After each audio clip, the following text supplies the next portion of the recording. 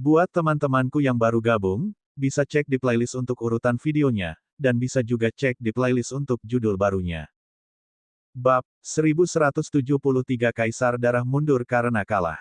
Sayangnya, sebagian besar orang di aula berdarah dingin memupuk mentalitas darah.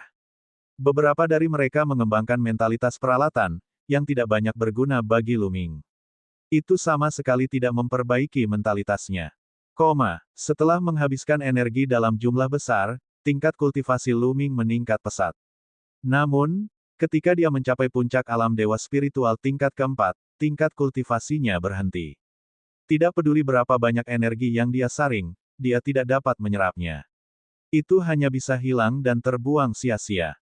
Karena esensi alam langit dan bumi tidak membaik, budidayanya terhenti. Pada akhirnya, Lu Ming memutuskan untuk tidak melahap esensi dan energi vitalnya. Dia hanya melahap esensi darah untuk meningkatkan meridian darahnya. Namun, Lu Ming terus-menerus melahap esensi darah lebih dari selusin ahli alam dewa spiritual tingkat 8 dan 9, dan bahkan ahli alam dewa spiritual yang sempurna. Garis keturunannya tidak membaik sama sekali. Garis keturunan dari 9 naga dan prasasti penekan penjara keduanya berada di tingkat ke-8 dari tingkat dewa. Menaikkan level dewa dari level 8 ke level 9 benar-benar terlalu sulit. Lu Ming menggelengkan kepalanya dan tersenyum pahit. Mungkinkah dia harus melahap esensi darah makhluk tertinggi untuk berkembang? Lu Ming mulai melihat sekeliling untuk melihat apakah ada makhluk tertinggi yang terbunuh. Ah!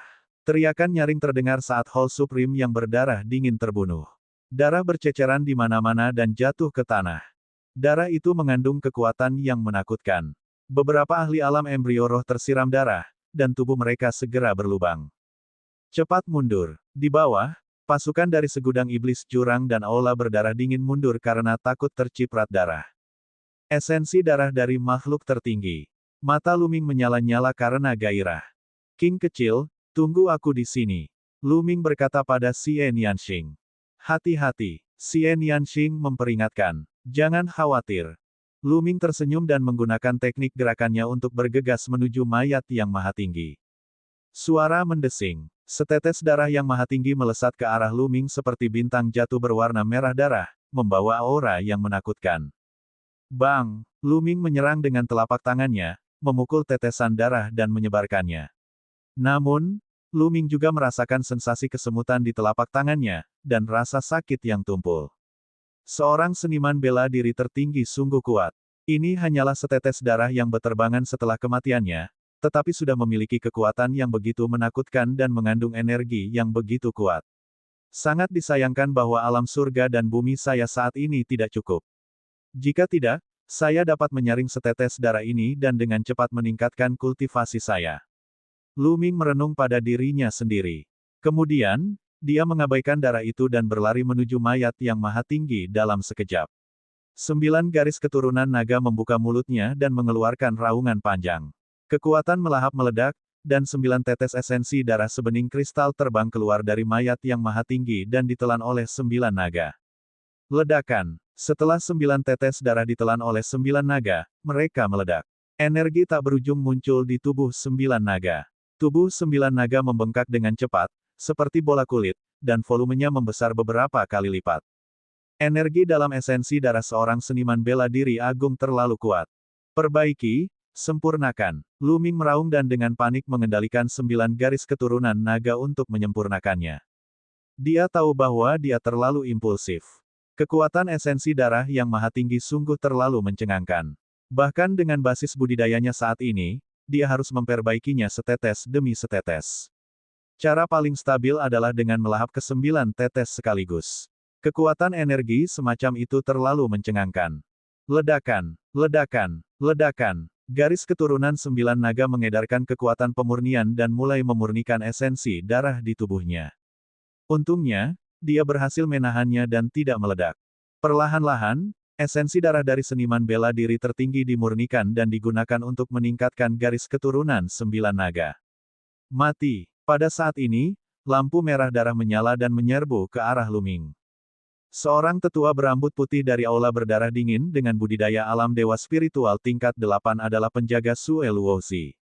Dia memperhatikan Lu Ming sejak Sue Luozi terbunuh. Dia mengambil kesempatan itu untuk menyerang Luming. Kamu sedang mencari kematian. Mata Luming menjadi dingin. Garis keturunan ketiganya muncul, dan niat membunuh memancar seperti air pasang. Bang! Telapak tangan Luming menghancurkan cahaya merah darah lawannya. Kekuatan telapak tangannya seperti badai, melonjak menuju lawannya. Saat itu, di luar kota suci, Luming memiliki kemampuan untuk membunuh seorang ahli di puncak alam dewa spiritual tingkat 8. Sekarang setelah beberapa bulan berlalu, kultivasi Luming telah meningkat ke puncak alam dewa spiritual tingkat keempat. Kekuatan tempurnya lebih kuat dari beberapa bulan yang lalu, dan jauh lebih mudah untuk berurusan dengan seorang ahli di puncak alam dewa spiritual tingkat 8. Pihak lain terkejut. Dia tidak menyangka serangan mendadaknya akan dengan mudah dikalahkan oleh Luming. Pada saat ini, dia meledakkan inti esensialnya dan melancarkan pukulan. Bang! Telapak tangan Luming mendarat di tinjunya, menyebabkan dia gemetar dan mundur dengan cepat. Bunuh-bunuh. Mata Luming berubah menjadi merah darah dan niat membunuh yang tak ada habisnya menyelimuti pihak lain, menyebabkan dia menggigil dan kekuatan tempurnya melemah. Ledakan. Mengaktifkan penjara yang menekan seni surgawi, dia melancarkan dua serangan telapak tangan secara berurutan. Pria tua berambut putih itu mencoba yang terbaik untuk menangkap kedua telapak tangannya, tetapi lengannya meledak, dan dia mengeluarkan seteguk darah. Suara mendesing. Garis keturunan ketiga berubah menjadi pedang berwarna merah darah. Di bawah kendali Luming, itu berubah menjadi cahaya merah darah dan menembus ruang di antara alis tetua berambut putih, membunuhnya. Sosok Luming bersinar dan dia kembali ke sisi Xian Yanxing. Ada yang maha tinggi di sisi Xian Yanxing, yang cukup untuk menjamin keselamatan mereka. Setelah itu, Luming duduk bersila dan fokus memurnikan esensi darah. Proses pemurnian memakan waktu lebih dari 10 menit sebelum energi esensi darah di tubuh 9 naga akhirnya tenang. Di bawah kendali Luming, dia membuka matanya dan berdiri. Esensi darah penguasa masih belum sepenuhnya dimurnikan, tapi tidak perlu khawatir. Dia perlahan bisa memperbaikinya. Saat ini, situasi di medan perang sudah jelas. Ahli hall berdarah dingin yang tak terhitung jumlahnya telah terbunuh, dan bahkan beberapa seniman bela diri agung telah jatuh. Mereka benar-benar dirugikan. Hanya masalah waktu sebelum mereka dikalahkan. Ya, pada saat ini, ruang di langit terus-menerus retak. Luming mendongak dan hampir tidak bisa melihat tiga sosok berkelahi. Salah satu sosok itu memancarkan aura iblis yang membubung ke langit. Itu adalah Moye.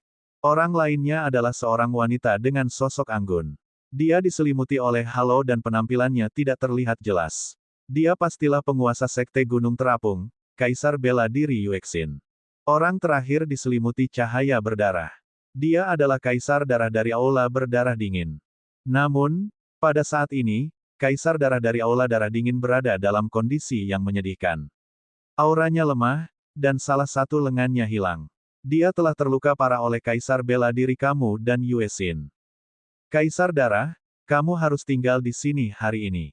Suara dingin penuh dengan niat membunuh terdengar. Itu adalah Kaisar Bela Diri Yuexin. Kamu ingin membunuhku. Dalam mimpimu, suara dingin Kaisar Darah terdengar.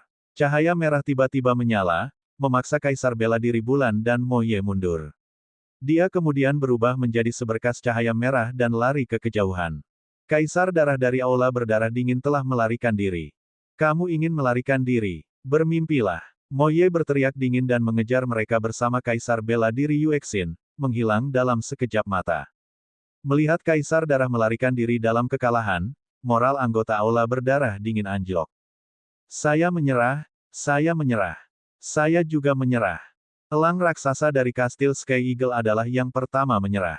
Mereka tidak memiliki rasa memiliki terhadap hall yang berdarah dingin, jadi mereka secara alami menyerah satu persatu ketika mereka melihat situasinya memburuk. Dengan menyerahnya elang raksasa, hall yang berdarah dingin berada dalam posisi yang tidak menguntungkan. Mereka yang menyerah dan bersedia untuk menuliskan formasi di lautan kesadarannya dapat terhindar. Kalau tidak, mereka akan dibunuh tanpa ampun. Suara Luming terdengar dari jauh. Bab 1174 membentuk aliansi dengan Sekte Gunung Terapung. Saya juga bersedia menyerah. Saya juga menyerah. Pada akhirnya, bahkan para murid dan ahli hall berdarah dingin pun mulai menyerah. Mereka yang menolak menyerah langsung dibunuh. Segera, pertempuran itu berhenti. Hampir semua ahli dari Hall berdarah dingin telah menyerah. Beberapa makhluk tertinggi telah melarikan diri, sementara sisanya menyerah. Bahkan Kaisar pun melarikan diri karena kekalahan. Jika mereka melakukan perlawanan terakhir, mereka masih akan mencari kematian. Pertempuran besar berakhir begitu saja. Setelah itu, Lu Ming menginstruksikan pembangkit tenaga listrik untuk bekerja dengan gunung terapung untuk menuliskan susunan dalam kesadaran orang-orang yang menyerah. Saudara Lu, kita bertemu lagi. Semangat yang murni dan halus datang dengan anggun, keanggunannya tiada taraf. Seluruh tubuhnya tertutup kabut, halus seperti makhluk abadi. Nona Kongling, Lu Ming menangkupkan tinjunya. Mata Jing Kongling tertuju pada Xian Yanxing dan dia berkata, ini pasti Nona Xian Yanxing.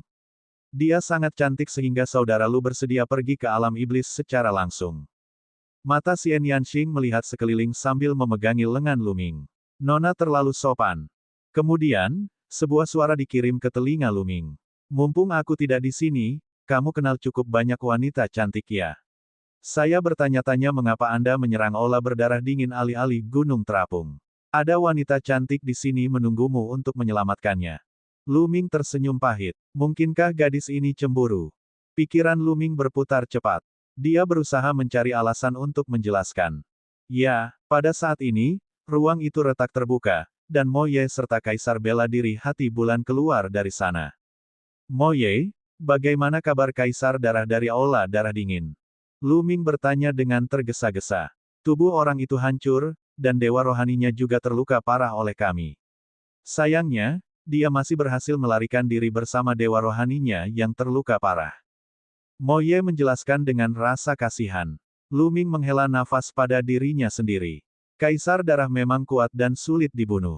Dia berhasil melarikan diri meskipun ada serangan gabungan dari dua kaisar bela diri dengan level yang sama. Namun, meskipun dia telah melarikan diri, dia tidak akan dapat menimbulkan masalah apapun dalam waktu singkat. Dewa rohaninya terluka parah dan dia telah melarikan diri dengan sekuat tenaga. Dia tidak punya banyak kekuatan lagi. Mo Ye menjelaskan. Kali ini, terima kasih banyak atas bantuan saudara Mo Ye. Pada saat ini, Kaisar bela diri Yuexin berbicara dan menangkupkan tangannya ke arah Mo Ye. Kaisar bela diri Yuexin sangat cantik. Dia tampak berusia 30-an dan tidak terlihat seperti ahli jalur kaisar yang telah terkenal di benua tengah selama hampir 10.000 tahun. Haha, tidak perlu berterima kasih padaku. Saya hanya mengikuti perintah. Jika Anda ingin berterima kasih kepada seseorang, Anda harus berterima kasih kepada Komandan Lu Ming.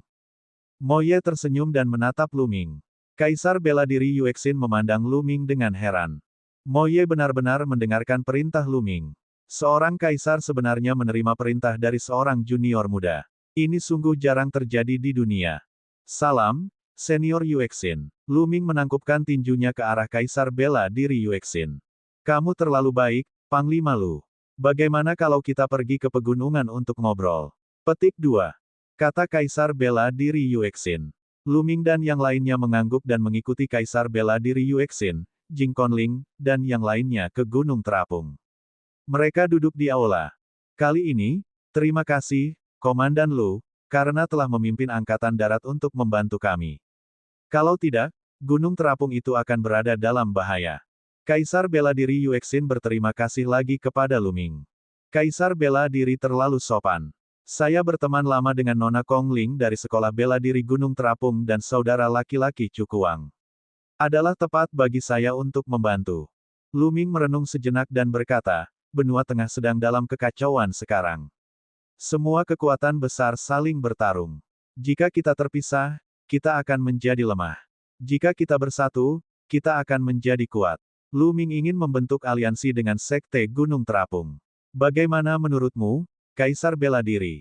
Petik 2.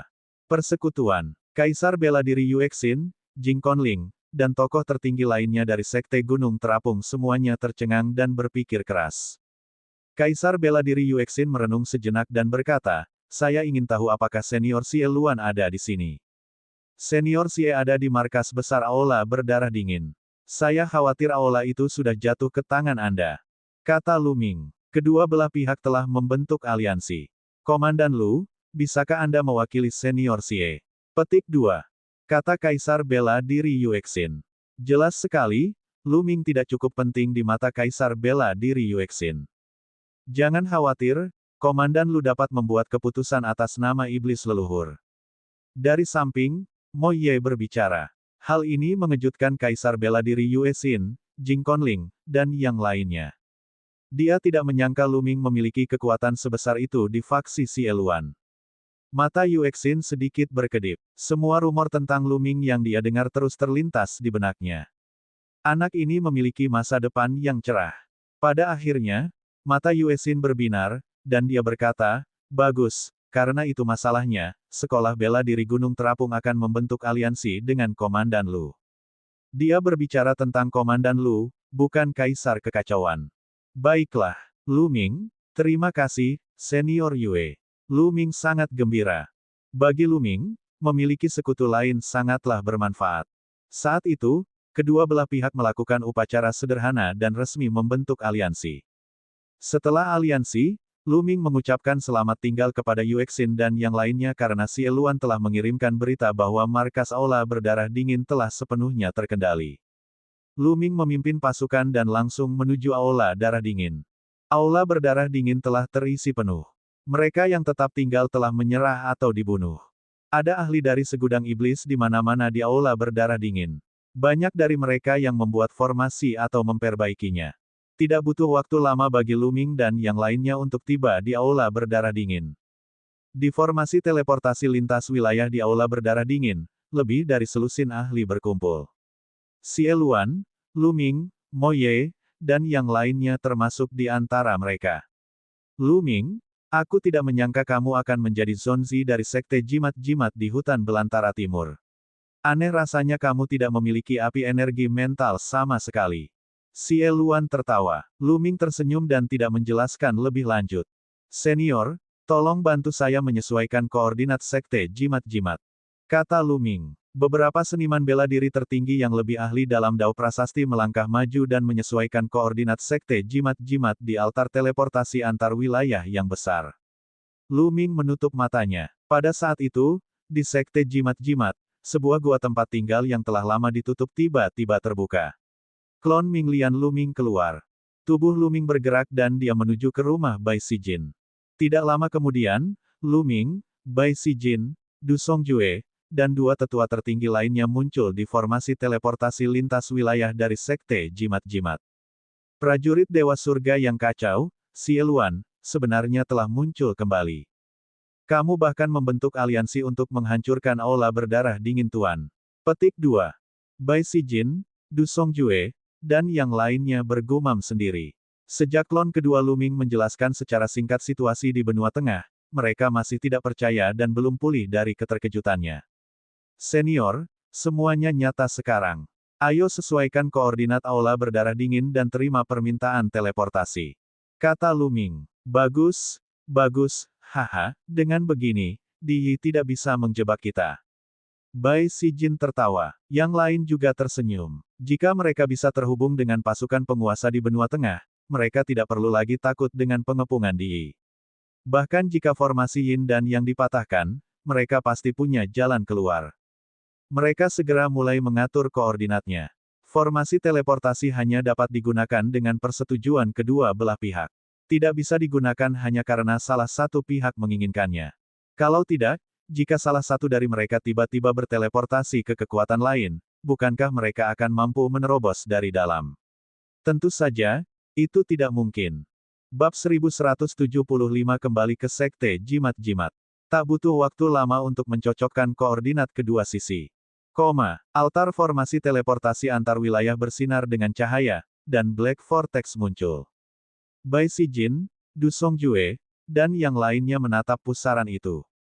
Segera, dua sosok muncul dari pusaran. Lu Ming, Bai Sijin dan yang lainnya sangat gembira. Dari dua sosok itu, satu adalah Lu Ming sementara yang lainnya, tentu saja, adalah Xian Yanxing. Lu Ming dan Xian Yanxing melangkah keluar dari pusaran air dan muncul di depan Bai Sijin dan yang lainnya. Apakah ini tiruanmu? Mata besar Xian Yanxing dipenuhi rasa ingin tahu saat dia menatap Lu Ming. Mengapa? Apakah kamu ingin ciuman? Tubuh kedua tiba-tiba tertawa. Ini adalah kesadaran Lu Ming yang memasuki tubuh kedua dan berbicara. Wajah Xian Yanxing memerah dan dia menatap Lu Ming. Tubuh kedua menunjuk ke arah Lu Ming dan maju selangkah.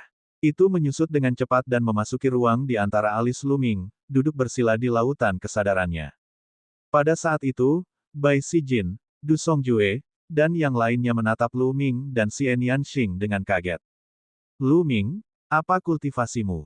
Ranah apa yang telah kamu capai? Bai Sijin bertanya. Faktanya, dia telah melihat melalui kultivasi Lu Ming. Dia hanya merasa sulit untuk percaya. Puncak alam dewa spiritual tingkat keempat. Senior, ada apa? Petik 2. Kata Lu Ming. Kak, Bai Sijin dan yang lainnya tersentak. Itu baru 2 tahun atau lebih. Saat itu, Lu Ming telah berangkat dari hutan belantara timur ke benua tengah, dan budidayanya hanya berada di alam embrio roh tingkat 8. Namun, dalam 2 tahun, Lu Ming tidak hanya melintasi jalur alam dewa spiritual, tetapi dia juga telah mencapai puncak alam dewa spiritual tingkat keempat. Ini sungguh terlalu mengejutkan. Mereka sangat menyadari betapa sulitnya untuk naik satu tingkat setelah mencapai alam dewa spiritual. Namun, tampaknya tidak ada kesulitan bagi Lu Ming.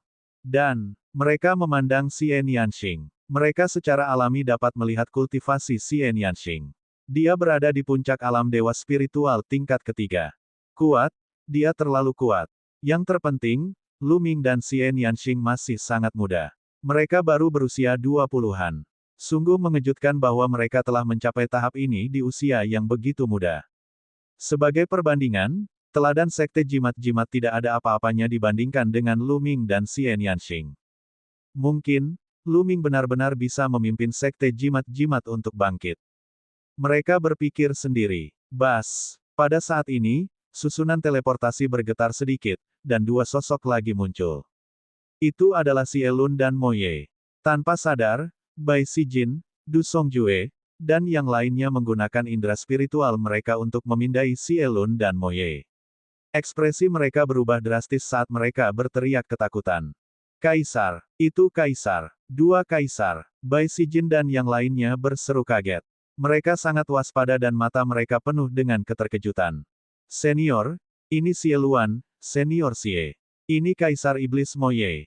Lu Ming buru-buru memperkenalkan. Prajurit surgawi surga yang kacau, Xie Luan. Bai Sijin dan yang lainnya terkejut. Nama prajurit surgawi surga yang kacau tidak hanya dikenal oleh pembangkit tenaga listrik di benua tengah, tetapi juga di Timur Tandus, dunia bawah selatan, dan wilayah lainnya. Tentu saja, Bai Sijin dan yang lainnya tahu tentang dia. Setelah itu, Bai Sijin dan yang lainnya buru-buru memberi hormat kepada Xie Luan dan Mo Ye. MMH. Xie Luan mengangguk dengan santai, dan menyebarkan kesadaran spiritualnya. Saya tidak menyangka sekte jimat juga tidak ada di sini. Saat itu adalah sekte terkenal di wilayah Tandus Timur. Xie Luan berbicara perlahan, membuat Bai Sijin dan yang lainnya merasa sedikit malu. Senior Xie, aku akan mengajakmu berkeliling. Lu Ming tersenyum. Dia dalam suasana hati yang baik setelah kembali ke sekte jimat-jimat setelah 2 tahun. Tempat ini adalah kekuatan yang sebenarnya milik Lu Ming. Itu adalah kekuatan yang bisa dia kendalikan. Kekuatan Xie Luan hanyalah sebuah aliansi. Xie Luan mengangguk, dan kelompok itu melangkah ke udara dan terbang ke kejauhan. Dalam perjalanan, Xie Luan melihat sekeliling dan mengangguk pada dirinya sendiri. Sepertinya aku meremehkan Lu Ming. Selain tidak memiliki kaisar, dia tidak dianggap lemah. Junior yang sangat kuat, dia mencoba menerobos ke ranah kaisar. Begitu dia melakukannya, dia akan menjadi luar biasa. Mata Xie Luan berkedip-kedip saat dia melihat ke utara. Lu Ming tahu bahwa Xie Luan telah merasakan 9 matahari paragon. Dalam 2 tahun terakhir, 9 matahari tertinggi telah mengasingkan diri, mencoba menerobos ke posisi kaisar. Ayah ibu, segera, pandangan Lu Ming beralih ke depan. Di depan mereka, Yan Kuangtu membentuk awan dengan esensi vitalnya dan membawa Lu Yuntian, Li Ping, Hua Qi, Bai Chixue, dan yang lainnya ke arah mereka. Jelas sekali, mereka telah menerima kabar bahwa Lu Ming telah kembali. Awalnya, hanya sedikit orang yang tahu bahwa Lu Ming telah berangkat ke benua tengah dan tinggal untuk menjaga sekte jimat-jimat. Selain Bai Sijing, Yan Kuangtu dan beberapa seniman bela diri tertinggi lainnya, hanya orang tua Lu Ming yang tahu. Namun, Sejak identitas asli Lu Ming terungkap selama pertempuran pengorbanan jutaan tahun di Kota Suci, berita kemunculan Lu Ming di Tandus Timur telah menyebar setelah tuan dari keluarga Wang, keluarga Jiang, dan Kaisar Surgawi, telah kembali.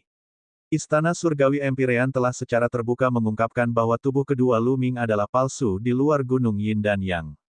Sekte jimat-jimat lainnya kemudian mengetahui bahwa Lu Ming telah meninggalkan Gunung Yin dan Yang dan menuju ke benua tengah. Tentu saja, tidak ada yang mengira bahwa mantra terlarang kembar adalah teknik rahasia yang menakjubkan. Mereka semua mengira tubuh kedua Lu Ming di Sekte Jimat adalah penyamaran orang lain.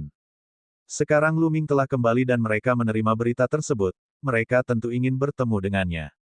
Lu Ming menarik Xian Yanxing dan terbang ke depan untuk menyambut Lu Yuntian dan Li Ping. Ayah, Ibu, Ming senang kamu kembali. Meskipun Lu Yuntian dan Li Ping tahu bahwa Lu Ming aman dan sehat melalui tubuh keduanya, mereka masih sangat gembira melihat tubuh aslinya. Kemudian, keduanya memandang Xian Yanxing. Setelah beberapa saat terkejut, mereka tersenyum. Li Ping dengan gembira memegang tangan Xian Yanxing dan berkata, "Nona Yanxing, sudah lama tidak bertemu. Ming, akhirnya membawamu kembali. Bagus. Paman, Bibi." Wajah kecil Xian Yanxing sedikit memerah saat dia membungkuk pada Lu Yuntian dan Li Ping. Kedua tetua itu mengangguk berulang kali, sangat senang. "Haha, ini pasti kakak ipar. Dia benar-benar kecantikan nasional dan langka di dunia." Yan Kuangtu tertawa terbahak-bahak, menyebabkan wajah Xian Yanxing menjadi semakin merah.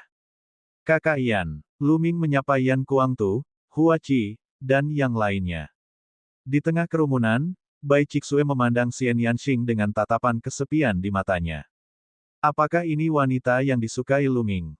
Saat itu, karena marah, dia menyebabkan perang besar di 9 naga. Dia sungguh sangat cantik. Hanya wanita seperti dia yang layak untuk Lu Ming. Bai Chixue menghela nafas dalam hatinya dan memaksakan senyuman di wajahnya. Dia melangkah maju dan menyapa Lu Ming dan Xian Yanxing. Lu Ming kemudian memperkenalkan Xie Luan dan Mo Ye kepada Yan Kuangtu dan yang lainnya. Namun, Lu Ming hanya memperkenalkan mereka berdasarkan nama dan bukan berdasarkan tingkat kultivasi mereka.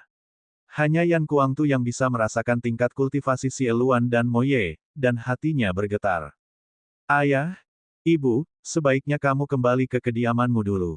Saya masih memiliki beberapa hal yang harus diselesaikan dengan para senior. Aku akan datang menemuimu nanti," kata Lu Ming. "Baiklah, tidak apa-apa. Kamu dapat melanjutkan pekerjaanmu," kata Lu Yuntian. Kemudian, mereka kembali. Yan Kuangtu tetap tinggal. Senior Xie, Sekte Jimat-Jimat saat ini dikepung oleh Istana Surgawi Kaisar Surga. Penguasa istana-istana Dewa Kaisar adalah seorang kaisar. Apakah Anda memiliki kepercayaan diri untuk menghadapinya? Kata Lu Ming. Bab 1176 mengambil alih Sekte Jimat-Jimat.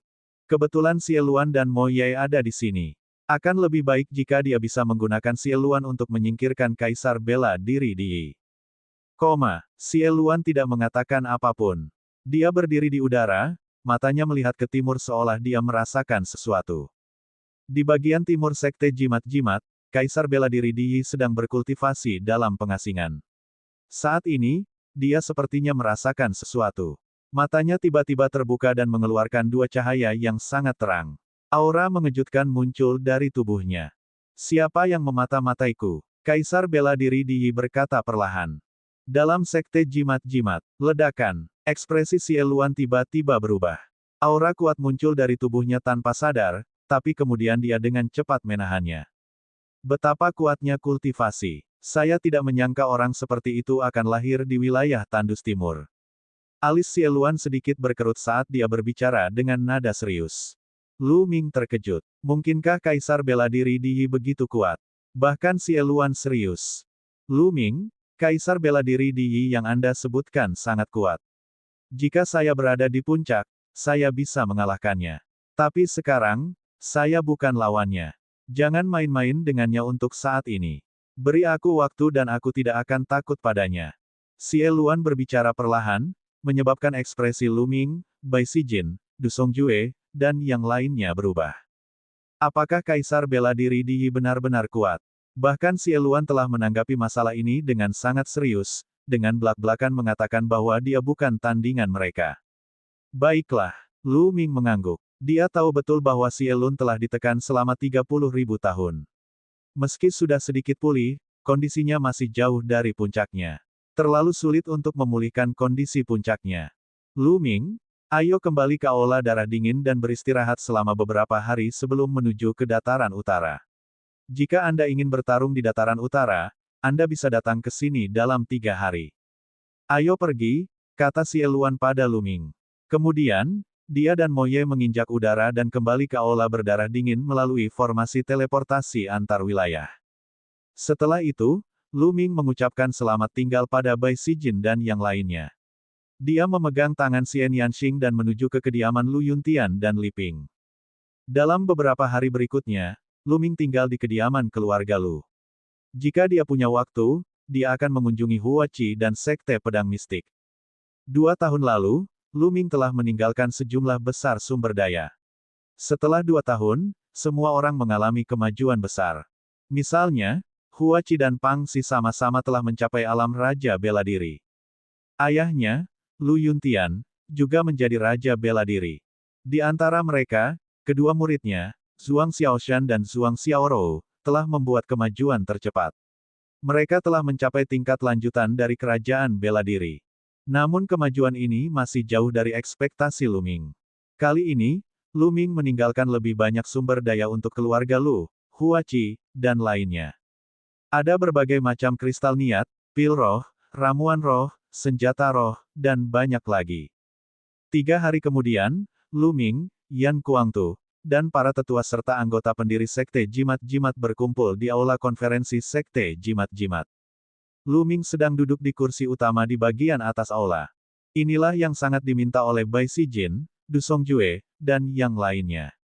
Saat ini, kultivasi Lu Ming telah lama memasuki alam dewa spiritual dan bahkan telah mencapai puncak alam dewa spiritual tingkat keempat. Dia sudah memenuhi syarat untuk memimpin Sekte Jimat-Jimat. Oleh karena itu, Bai Sijin, Du Songjue, dan yang lainnya sangat meminta Lu Ming menjadi kepala sekte tersebut. Di masa depan, Sekte Jimat-Jimat akan secara resmi diserahkan kepada Lu Ming. Lu Ming awalnya adalah seorang Zonzi.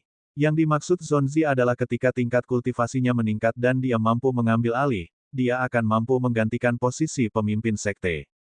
Meskipun budidaya Lu Ming saat ini masih kurang, Sekte Jimat-Jimat tidak memiliki kaisar. Oleh karena itu, kondisinya tidak terlalu tinggi. Itu benar. Lu Ming tidak menolak terlalu banyak dan menerimanya dengan tenang. Dia sangat membutuhkan kekuatannya sendiri sekarang. Senior, saya sudah menjelaskan situasi di benua tengah, silakan mengutarakan pendapat Anda. Kata Lu Ming. Zonzi, kami telah menutup benua timur dan terjebak di sini selama bertahun-tahun. Kami tidak tahu apa-apa tentang situasi di benua tengah. Anda lebih tahu dari kami. Kami akan mendengarkan Anda dan melakukan apapun yang Anda katakan. Kata Bai Sijin. Tuan tua ini juga memiliki niat yang sama. Kata Du Songjue. Haha, Lu Ming, aku akan melakukan apapun yang kamu katakan. Aku akan bertarung denganmu. Yan Kuangtu meneguk beberapa suap anggur dan tertawa. Kalau begitu aku akan memberitahumu pemikiranku. Saat ini, benua tengah sedang dalam kekacauan, semua kekuatan besar saling bertempur dan menyerang. Yang kuat akan menjadi lebih kuat dan yang lemah akan menjadi lebih lemah. Kita tidak bisa hanya duduk dan menunggu kematian, kita harus mengambil inisiatif menyerang dan meningkatkan kekuatan kita. Saat ini, saya telah membentuk aliansi dengan surga yang berdaulat dan kacau, dan juga dengan gunung terapung. Sekarang surga yang berdaulat dan kacau ingin menyerang dataran utara, kita tidak boleh melewatkan kesempatan ini. Saya berencana mengumpulkan sekelompok ahli untuk bertarung dengan saya. Pertama, kita dapat memperoleh sumber daya, dan kedua, kita dapat mengendalikan diri. Kedepannya setelah kita menduduki dataran utara, kita bisa terhubung dengan dataran utara, dengan begitu kita bisa maju dan mundur sesuai keinginan, bagaimana menurut Anda? Petik 2. Lu Ming berbagi pemikirannya. Kalau begitu, kita akan melakukan apa yang Zonzi katakan. Bai Sijin, Du Songjue, dan yang lainnya mengangguk. Lu Ming, aku akan melakukan ekspedisi bersamamu. Saya telah berada di Sekte Jimat-Jimat selama beberapa tahun dan saya belum pernah melawan siapapun. Benar-benar membosankan. Kata Yan Kuangtu, matanya dipenuhi keinginan kuat untuk bertarung. Di masa lalu, Yan Kuangtu adalah seorang jenderal pertempuran di Istana Surgawi Surga Empyrean dan merupakan seorang fanatik pertempuran. Dia telah terkurung dalam sekte jimat-jimat selama beberapa tahun terakhir dan itu benar-benar tak tertahankan. Sekarang dia mendengar bahwa dia bisa berperang, dia tentu tidak akan melewatkannya. Hatinya sudah gatal. Aku juga akan bertarung dengan Zonzi. Aku akan pergi juga. Dua leluhur dari sekte jimat angkat bicara. Salah satunya adalah sesepuh sekte boneka, Meng Chong. Salah satunya adalah Jiang Ke, sesepuh sekte Fu. Keduanya adalah seniman bela diri tertinggi. Bagus, dengan kalian bertiga bersama, aku yakin. Lu Ming sangat gembira. Setelah itu, semua orang mendiskusikan detail spesifiknya. Selain Yan Kuangtu, Meng Chong, dan Jiang Ke, tiga seniman bela diri tertinggi, sekelompok orang kuat lainnya juga telah dipindahkan untuk mengikuti Lu Ming dalam ekspedisi tersebut. Beberapa generasi muda juga memilih untuk mengikuti Lu Ming sebagai bentuk pelatihan. Sangat sulit untuk meningkatkan jalur kultivasi jika seseorang hanya berkultivasi dengan tekun. Seseorang perlu mengambil risiko dan membunuh untuk membuat terobosan. Setelah rencana dibuat, berita mulai menyebar. Kemudian, Lu Ming memimpin ratusan orang ke dalam formasi teleportasi antar wilayah dan menuju aula berdarah dingin. Formasi teleportasi aula berdarah dingin bersinar dan Lu Ming muncul. Tidak lama setelah kemunculan Lu Ming, jimat giok transmisi suara dikirimkan. Xie Luan mengundang Lu Ming ke ruang konferensi untuk berdiskusi. Lu Ming memimpin Yan Kuangtu, Meng Chong, dan Jiang ke ruang pertemuan. Xie Luan, Mo Ye, dan beberapa makhluk tertinggi dari jurang iblis yang tak terhitung jumlahnya semuanya hadir. Ketika beberapa makhluk tertinggi dari jurang iblis yang tak terhitung jumlahnya melihat Lu Ming, mereka mengamati Yan Kuangtu dan yang lainnya dengan indera spiritual mereka. Mata mereka sedikit berkedip. Mereka tidak menyangka bahwa Lu Ming akan memiliki pembangkit tenaga listrik maha tinggi di sisinya. Mereka tahu bahwa mereka telah meremehkan Lu Ming. Di masa lalu, mereka mengira Lu Ming sendirian. Sekarang, mereka menyadari bahwa mereka salah. Lu Ming memiliki kekuatannya sendiri. Lu Ming, duduk. Xie Luan menunjuk ke kursi di sampingnya. Lu Ming tidak berdiri pada upacara dan duduk di samping Xie Luan. Bab 1177 menaklukkan Dataran Utara. Izinkan saya memberitahu Anda tentang rencana selanjutnya. Lembah Dewa Iblis di Dataran Utara adalah rencana cadangan yang kutinggalkan. Namun 30.000 tahun telah berlalu, dan saya tidak mengetahui situasi sebenarnya. Pertama-tama aku akan bergegas ke Lembah Dewa Iblis sendirian dan mengendalikannya. Lu Ming akan bertanggung jawab atas tempat ini. Tunggu kabarku. Setelah saya mengendalikan Lembah Dewa Iblis, saya akan mengaktifkan formasi teleportasi antar wilayah dan menghubungkannya dengan aula berdarah dingin. Kemudian, mereka akan membawa formasi teleportasi ke Dataran Utara. Xie Luan menjelaskan rencananya. Jelas sekali bahwa rencana ini adalah yang terbaik saat ini, jadi tidak ada yang mengajukan keberatan.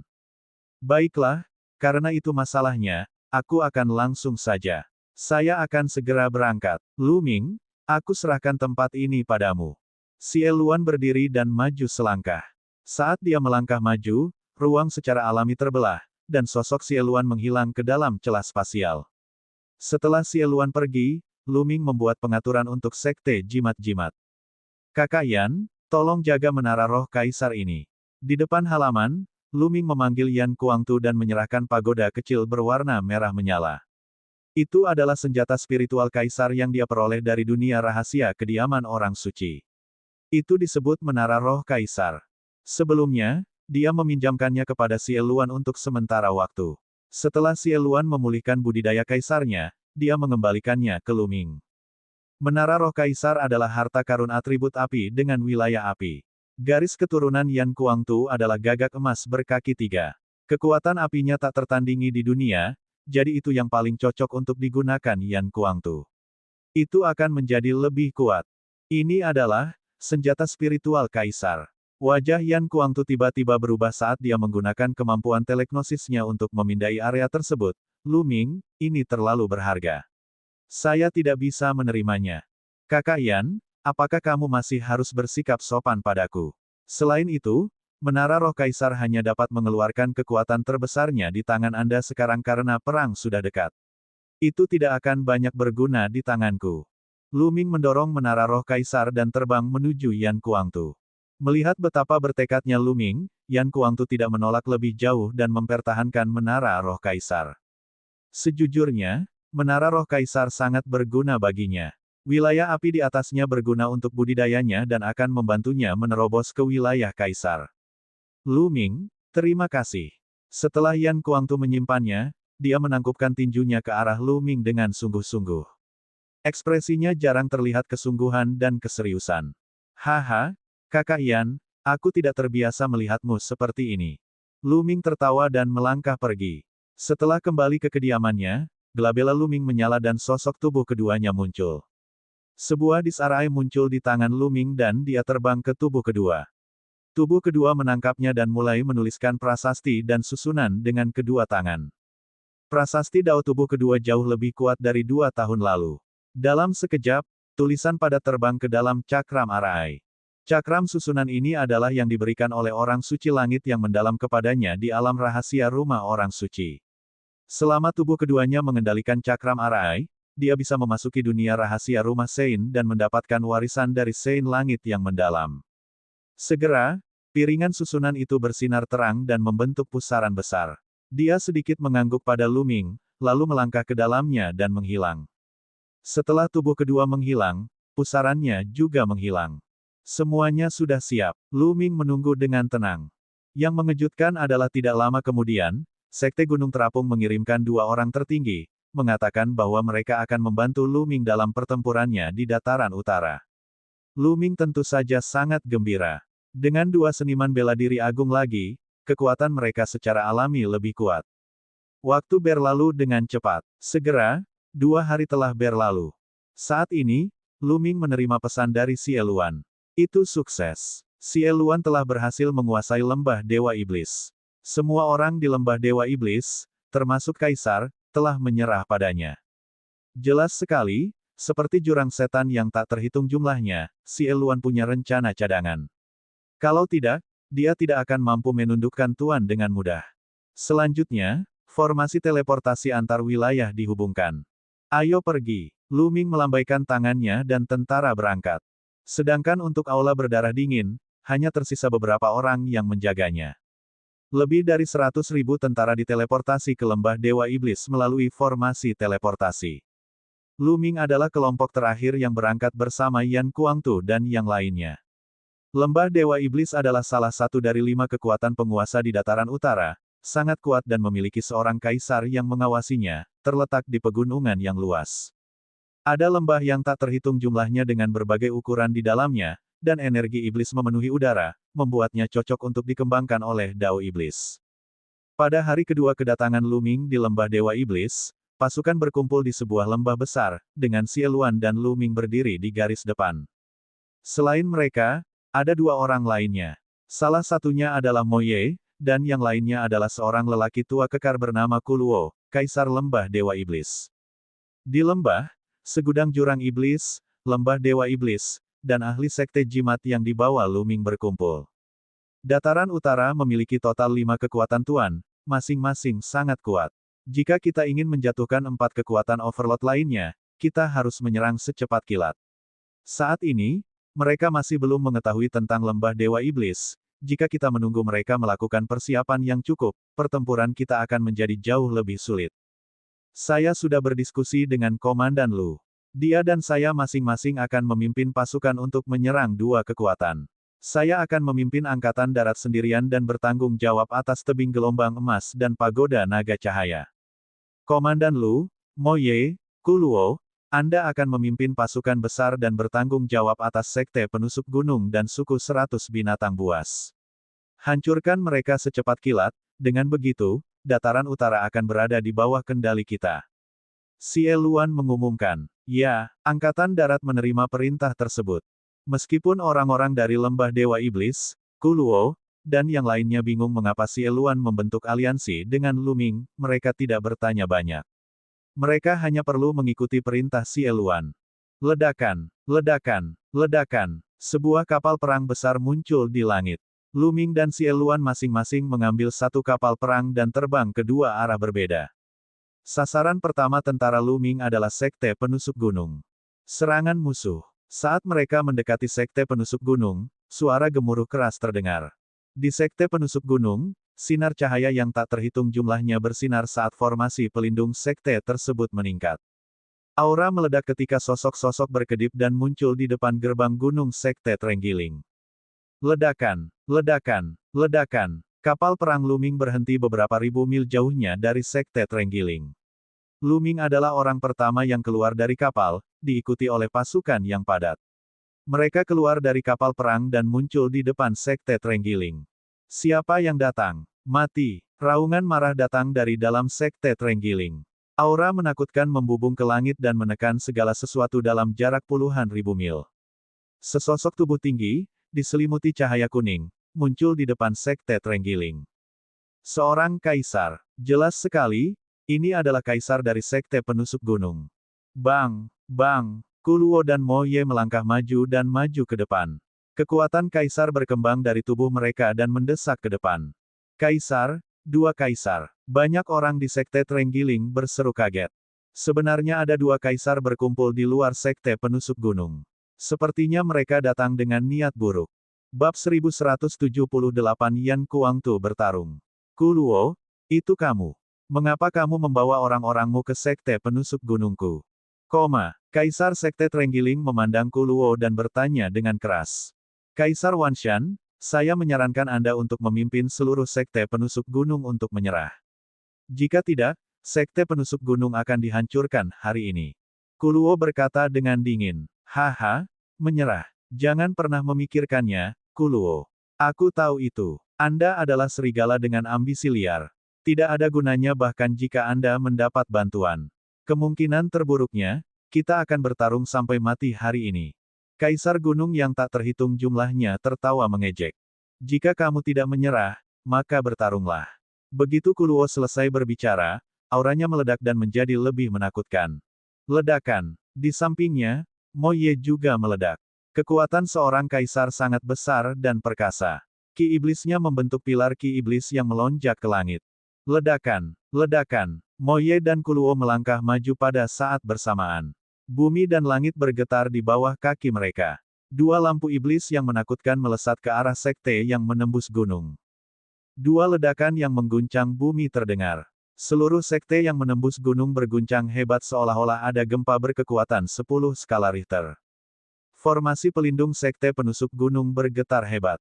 Di bawah pemboman dua kaisar iblis, akhirnya tidak bisa menahan dan pingsan. Di dataran utara, tidak ada kultivator yang ahli dalam prasasti Dao, sehingga formasi pelindung sekte tidak terlalu kuat. Membunuh, mati. Segera setelah formasinya rusak, kaisar gunung yang tak terhitung jumlahnya meraung dan membubung ke langit. Gunung yang tak terhitung jumlahnya muncul di sekelilingnya, dan sepertinya ada ratusan gunung. Ini adalah wilayah kekuasaan kaisar pegunungan yang tak terhitung jumlahnya, yang dikenal sebagai wilayah pegunungan segudang. Wanshan, karena kamu sedang mencari kematian, aku akan mengirimmu pergi. Mati, Kuluo berteriak dengan dingin, dan cahaya iblis hitam tak berujung menyebar di sekelilingnya. Wilayah iblis. Pada saat yang sama, Moye juga melepaskan wilayah iblisnya, dan bersama dengan Kuluo, mereka menyerang Kaisar Wanshan.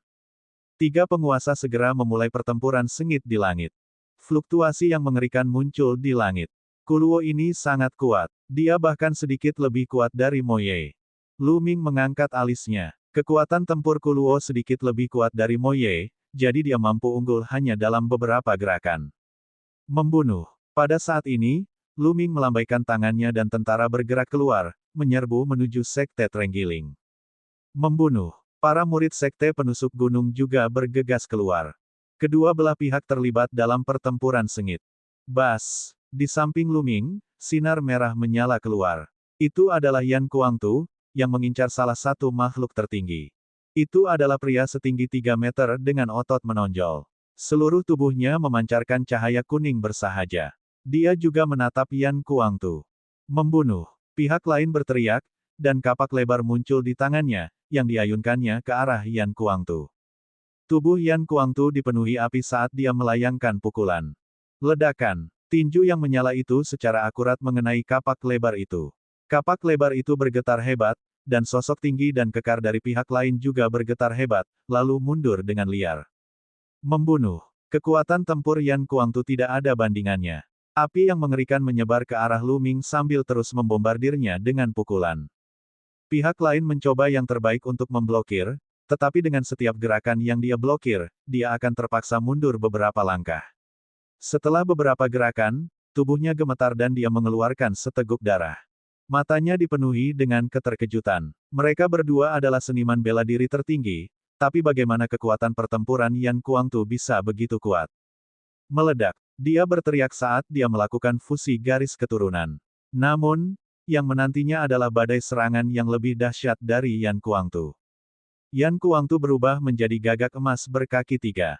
Dia mengepakkan sayapnya dan muncul di depan lawannya. Dia meraih dengan cakarnya dan memutuskan perpaduan garis keturunan. Kemudian, sayapnya seperti pedang surgawi yang menyala-nyala, memotong tubuh lawannya menjadi 2. Bahkan roh dewa tidak dapat melarikan diri. Seorang seniman bela diri agung terbunuh begitu saja, mengejutkan semua orang di sekitarnya. Membunuh. Setelah itu, Yan Kuangtu mengalihkan perhatiannya ke seniman bela diri agung lainnya dan menyerangnya. Bergandengan tangan, mari bergandengan tangan. Seniman bela diri tertinggi berteriak dan bergabung dengan seniman bela diri tertinggi lainnya untuk melawan Yan Kuangtu, tetapi mereka masih terjatuh. Beberapa tahun yang lalu, selama pertempuran 9 naga, Yan Kuangtu mampu bertarung melawan 3 maha guru sendirian. Beberapa tahun telah berlalu, dan meskipun Yan Kuangtu belum berhasil menembus alam kaisar, dia telah membuat kemajuan besar. Kecakapan bertarungnya jauh lebih kuat dari sebelumnya, dan dia bisa dengan mudah menekan 2 seniman bela diri tertinggi. Pada akhirnya, seniman bela diri tertinggi lainnya bergabung dalam pertempuran dan nyaris tidak berhasil menghentikan Yan Kuangtu. Paragon yang sangat kuat. Di jurang iblis yang tak terhitung jumlahnya, para pemimpin dari lembah dewa iblis yang mengikuti mereka ke sini diam-diam terkejut dengan pemandangan itu. Mereka dikejutkan oleh kekuatan Yan Kuangtu, tetapi mereka juga tahu bahwa kekuatan di belakang Lu Ming tidak bisa diremehkan. Dengan Yan Kuangtu melawan beberapa master hebat sendirian, yang lain jauh lebih santai. Awalnya, jumlah makhluk tertinggi di pihak Lu Ming lebih banyak daripada sekte penusuk gunung. Akibatnya, semuanya menjadi sepihak. Alam inti bumi. Ada banyak orang di sekte penusuk gunung yang mengolah alam esensi bumi. Ada juga esensi lainnya. Mata Lu Ming mulai bersinar. Tidak seperti aula berdarah dingin, sekte penusuk gunung hanya mengembangkan satu alam niat. Meskipun alam budidaya utama dari sekte penusuk gunung adalah alam niat gunung dan bumi, ada banyak yang mengembangkan alam niat jenis lain. Konsep api, konsep air, konsep guntur, konsep angin. Mata Lu Ming berbinar. Sosoknya melesat seperti kilatan cahaya dan muncul di samping pusat kekuatan sekte Trenggiling yang tewas dalam pertempuran. Kekuatan melahap meledak dan melahap rune niat dan esensi darah pihak lain. Perbaiki, sempurnakan. Lu Ming mengendalikan 9 garis keturunan naga dan mulai menyempurnakannya dengan panik. Di saat yang sama, sosoknya berkedip dan dia bergegas ke tempat lain. Setiap kali dia melahapnya, dia akan merasakannya dan merasakan bahwa alam niat orang lain sejalan dengan miliknya. Baru setelah itu dia akan mulai melahapnya. Saat dia melahap dan menyempurnakan garis keturunan 9 naga, 5 niat Lu Ming mulai meningkat perlahan. Mayat Paragon. Akhirnya, Lu Ming sampai di depan mayat yang maha tinggi. Itu adalah yang maha tinggi yang telah dibunuh oleh Yan Kuangtu.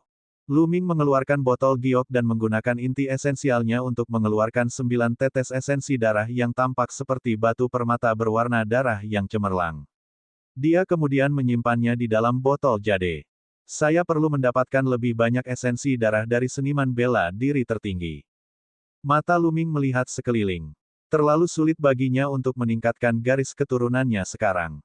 Sebelumnya, ketika dia memurnikan esensi darah tertinggi, 9 garis keturunan naga miliknya tidak meningkat sama sekali. Itu masih di tingkat ke-8 dari tingkat dewa. Namun, Lu Ming merasa bahwa garis keturunannya meningkat setelah menyempurnakan esensi darah tertinggi dan mendekati tingkat ke-9 dari tingkat dewa. Ini berarti sari darah yang maha tinggi masih sangat berguna. Dia hanya membutuhkan sedikit saja. Selama dia memiliki cukup esensi darah tertinggi, cepat atau lambat garis keturunannya akan meningkat.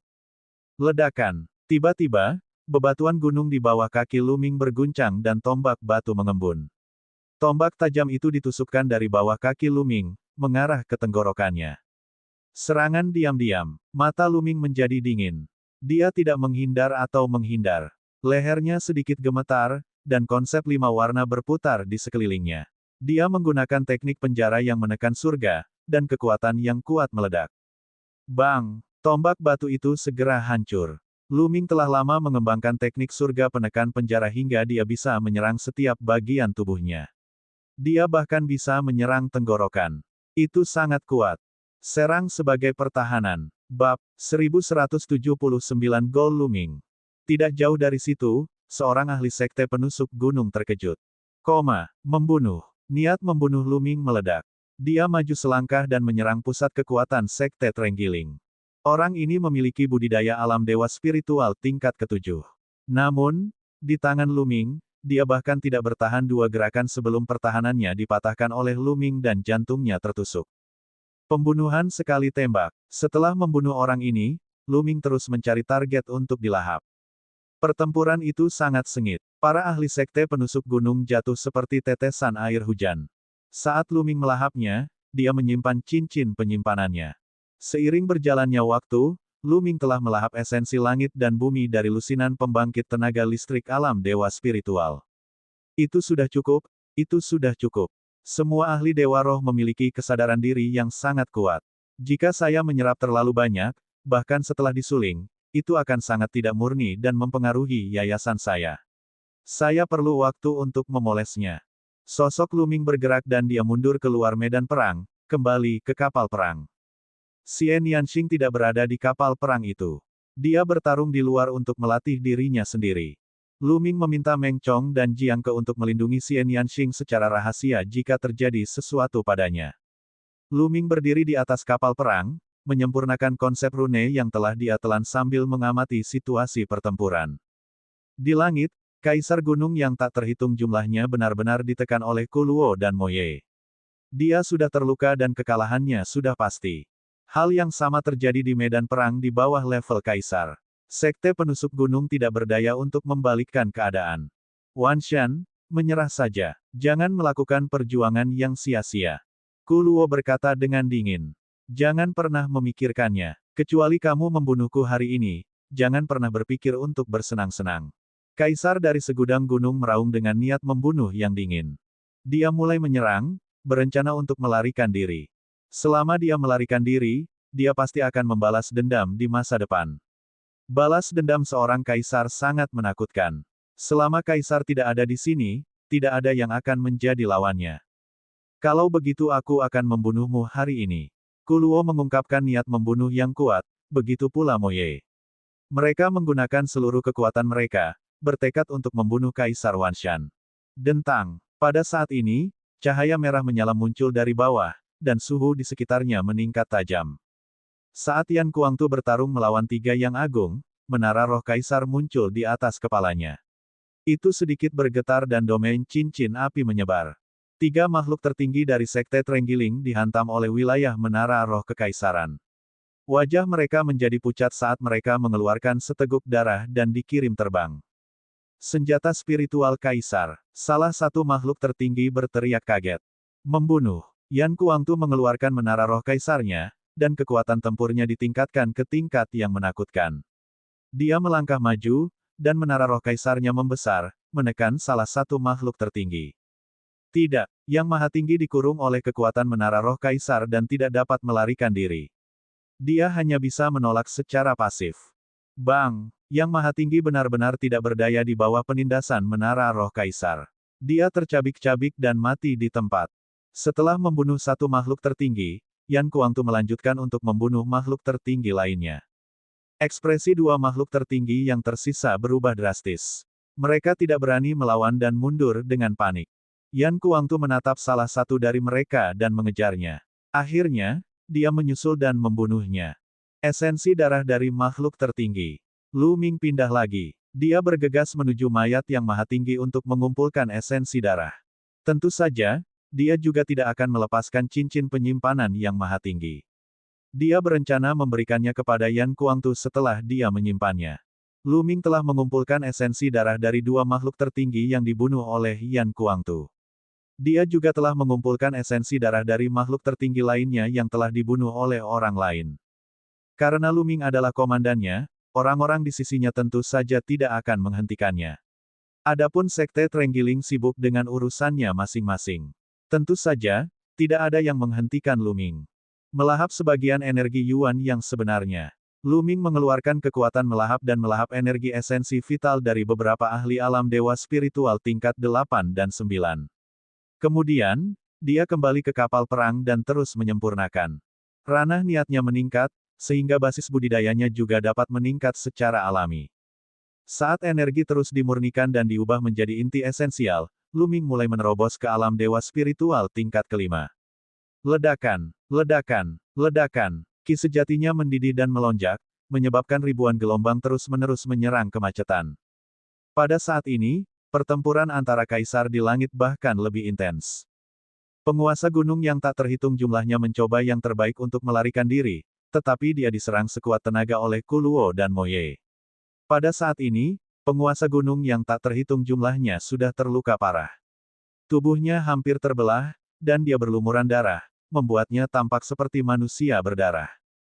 Kamu tidak bisa membunuhku. Meledak. Mata Kaisar Wanshan dipenuhi kegilaan. Wilayah Wanshan miliknya meledak, dan tubuh rohnya bersinar. Dengan suara gemuruh yang keras, tubuhnya benar-benar akan terbelah. Pada saat yang sama, wilayahnya meledak dengan dahsyat, dan kekuatan mengerikan menyapu Kuluo dan Moye. Orang gila ini. Kuluo dan Moye meraung marah. Kaisar gunung yang tak terhitung jumlahnya menggunakan metode melukai diri sendiri untuk memblokir mereka, mencoba memberi dirinya kesempatan untuk melarikan diri. Terlalu sulit membunuh kaisar yang mencoba melarikan diri. Bas! Setelah memblokir Kuluo dan Moye, Kaisar Wanshan mengambil kesempatan ini untuk melarikan diri. Namun, pada saat ini, pagoda raksasa berwarna merah menyala melesat dari langit dan menekan Kaisar Wanshan. Itu adalah Yan Kuangtu. Pada saat kritis, dia bergegas membawa menara roh kaisar dan menyerang Kaisar Wanshan. Sial, itu senjata kaisar.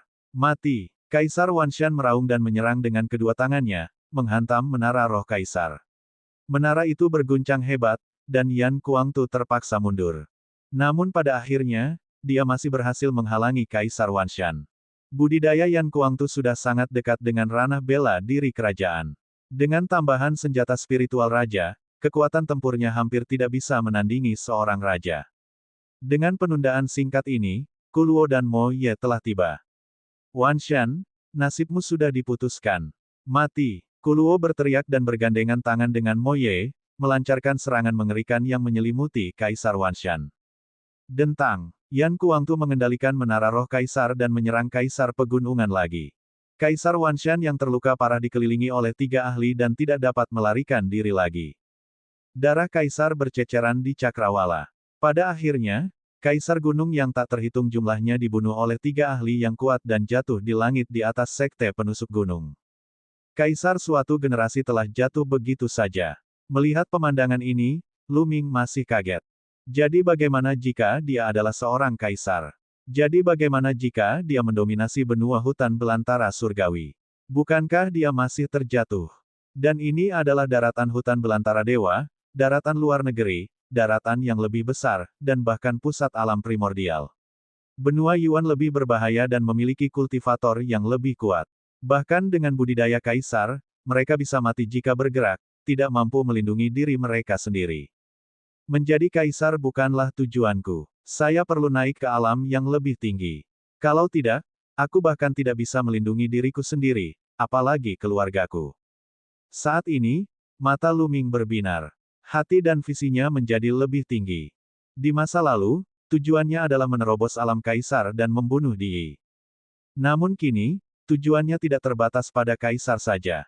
Tujuannya adalah menjadi orang suci, atau bahkan orang suci.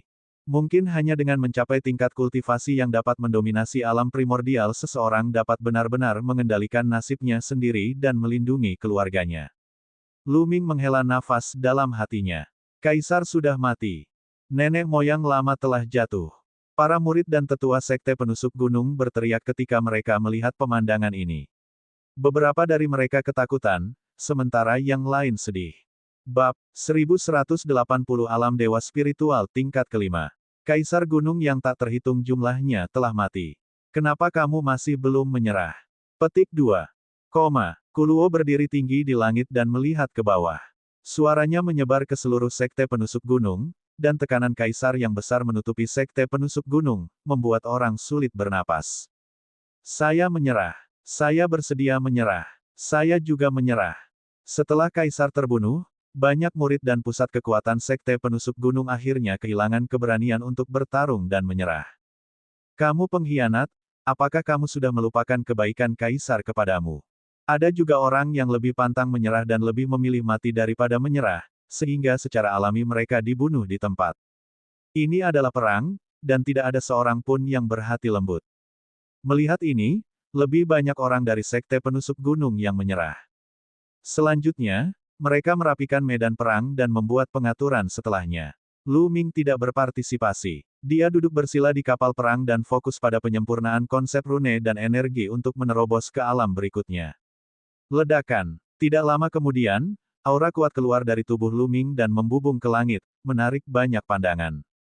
Kamu sudah menerobos. Kuluo, Moye, dan pembangkit tenaga listrik lainnya memandang Lu Ming dengan keterkejutan di mata mereka. Dia hanya berkeliaran di medan perang sekali, dan budidayanya benar-benar telah menembus. Lebih jauh lagi, dia sebenarnya telah menembus alam dewa spiritual tingkat kelima di usia yang begitu muda. Ini sungguh mengejutkan. Aura Lu Ming meledak tetapi dia menariknya kembali di saat berikutnya. Namun, dia tidak mengakhiri budidayanya. Sebaliknya, dia terus menyempurnakan konsep rune yang telah dia telan. Dia telah melahap maksud dari lusinan ahli. Mereka setidaknya berada di alam dewa spiritual tingkat 6 ke atas. Pemahamannya tentang alam langit dan bumi sangat mendalam. Lu Ming harus berusaha keras untuk menyempurnakannya. Setengah jam kemudian, medan perang telah dirapikan, dan angkatan darat telah berkumpul, siap untuk melawan kekuatan berikutnya, suku 100 binatang. Kecepatan sangat penting dalam perang, jadi mereka harus segera berangkat. Pada saat ini, Lu Ming telah menyelesaikan penyempurnaannya. Dia berdiri dan pergi ke depan angkatan darat. Ayo pergi ke suku 100 binatang. Lu Ming memberi perintah. Angkatan darat sekali lagi menaiki kapal perang, dan mereka berangkat ke suku 100 binatang. Adapun orang-orang dari sekte penusuk gunung yang telah menyerah, mereka semua telah diukir dengan formasi di lautan kesadaran mereka. Mereka akan mengikuti mereka untuk melawan suku 100 binatang, hanya menyisakan beberapa orang untuk menjaga markas utama sekte penusuk gunung. Kapal perang itu menerobos udara dan terbang menuju suku 100 binatang dengan kecepatan yang mencengangkan. Lu Ming duduk bersila di salah satu ruangan di kapal perang dan terus menyempurnakan konsep rune. Dalam sekejap mata, setengah hari telah berlalu. Kapal perang itu sudah mendekati suku 100 binatang. Pada saat ini, Lu Ming akhirnya menyempurnakan semua rune niat yang telah dia telan. Konsep angin, api, guntur, dan air semuanya telah mencapai tingkat atas tingkat 4. Konsep bumi juga telah mencapai puncak tingkat terbawah tingkat 4. Hanya selangkah lagi dari tingkat atas level 4. Kultivasi saya juga meningkat ke tingkat kelima alam dewa spiritual. Peningkatan kali ini sungguh besar. Namun, aku meningkat terlalu cepat dan sekarang dipenuhi dengan ketidakmurnian. Landasan saya tidak stabil dan saya tidak dapat terus melahap dan meningkatkan kultivasi saya dalam waktu singkat. Saya perlu memoles dan menstabilkan yayasan saya. Lu Ming tersenyum. Di alam dewa spiritual tingkat kelima, ditambah dengan kemajuan besar alam tujuan langit dan bumi, kekuatan tempur Lu Ming juga meningkat pesat. Lu Ming bangkit dan keluar kamar. Dia datang ke dek kapal perang dan melihat ke kejauhan. Di depannya, puluhan ribu mil jauhnya, menara tajam yang tak terhitung jumlahnya muncul. Menara tajam ini semuanya terbuat dari batu dan berdiri di padang rumput luas seperti paku tajam. Ini adalah suku 100 binatang buas. Bisa dibilang itu adalah suku terkuat di dataran utara, suku kuno dengan sejarah yang panjang. Setiap spire bersinar. Cahaya dari setiap spire berkumpul dan membentuk formasi besar yang menyelimuti suku 100 binatang. Sosok yang tak terhitung jumlahnya muncul di suku 100 binatang. Beberapa menunggangi binatang perang dan melayang di udara, sementara yang lain berdiri di tanah dan membentuk formasi pertempuran. Terlepas dari apakah mereka laki-laki atau perempuan, mereka semua sangat kuat, kekar, dan penuh keberanian. Jelas sekali bahwa suku 100 binatang telah menerima berita tentang pertempuran di Sekte Penusuk Gunung dan telah membuat persiapan sebelumnya. Kapal perang itu berhenti. Luming dan yang lainnya terbang keluar dari kapal perang dan berhenti di depan suku 100 binatang. Ledakan, ledakan. Dua aura menakutkan meledak. Kuluo dan Moye melangkah keluar, dan kekuatan kaisar mereka menyebar ke arah suku 100 binatang. Pada saat ini, aura juga muncul dari suku 100 binatang. Seorang pria parubaya kekar melangkah keluar dan melayang di udara. Tubuhnya memancarkan aura yang mengejutkan. Tanpa diragukan lagi, ini adalah seorang kaisar, pemimpin dari suku 100 binatang, Kaisar Barbar. Kuluo, itu benar-benar kamu, tapi menurutku kamu tidak memiliki makan yang besar. Pertama, Anda menghancurkan Sekte Penusuk Gunung, dan sekarang, Anda telah datang ke suku 100 binatang buas saya. Tampaknya Anda adalah seorang prajurit Dewa Surga yang kacau. Kata Kaisar Barbar. Sebelumnya, Xie Luan juga memimpin pasukannya untuk menyerang pasukan lain. Jelas sekali bahwa Kaisar Barbar sudah mengetahui asal-usul mereka. Kaisar Barbar, karena kamu sudah mengetahuinya, aku menyarankan kamu untuk menyerah. Jika tidak, kamu akan berakhir seperti Sekte Penusuk Gunung. Kuluo berkata dengan dingin. Haha, suku 100 binatang telah ada selama bertahun-tahun yang tak terhitung jumlahnya. Kami tidak pernah menyerah sebelum berperang.